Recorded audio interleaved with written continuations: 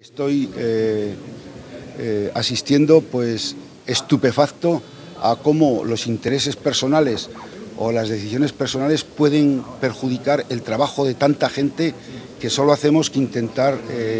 trabajar, hacer proyectos, traer desarrollo y sin embargo otros no sé en qué están pensando, sino en perjudicar los intereses, no los suyos solo, sino de otras personas, incluso de proyectos, incluso de la imagen del propio partido y de la propia comunidad autónoma, porque cuando se dan casos de este tipo se perjudica un poco la imagen de todos, ¿no? Bastante tengo con lo mío. Hay un presidente del partido, hay un secretario general, yo soy un miembro de la ejecutiva, un parlamentario por el Partido Aragonés, y yo creo que hay otras personas que tomarán la decisión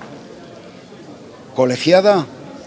o no colegiada. Entonces, a mí este tema yo creo que se está llevando adecuadamente por quien se lleva, que son los órganos, el presidente y el secretario general del partido.